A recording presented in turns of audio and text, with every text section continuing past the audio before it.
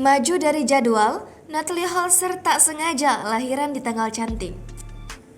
Natalie Holzer diagendakan akan melakukan persalinan melalui operasi sesar pada Minggu 12 Desember 2021. Saat ini, istri komedian Sule itu sudah menginap di rumah sakit tempat dirinya akan ditindak. Sule menyebutkan bahwa segala persiapan terkait persalinan Natalie Holzer sudah rampung dilakukan. Rekan kerja Andre Taulany ini pun memastikan dirinya mendampingi sang istri. Uniknya, tanggal cantik yang ditetapkan tersebut berangkat dari ketidaksengajaan. Tadinya, Sule dan Natalie Holzer justru berharap sang buah hati lahir bertepatan dengan hari ulang tahun bundanya, yaitu 14 Desember. Namun, karena satu dan lain hal, tanggal persalinan perlu dimajukan.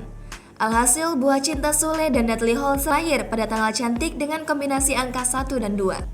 Sule dan Natalie Holzer resmi menikah pada 15 November 2020.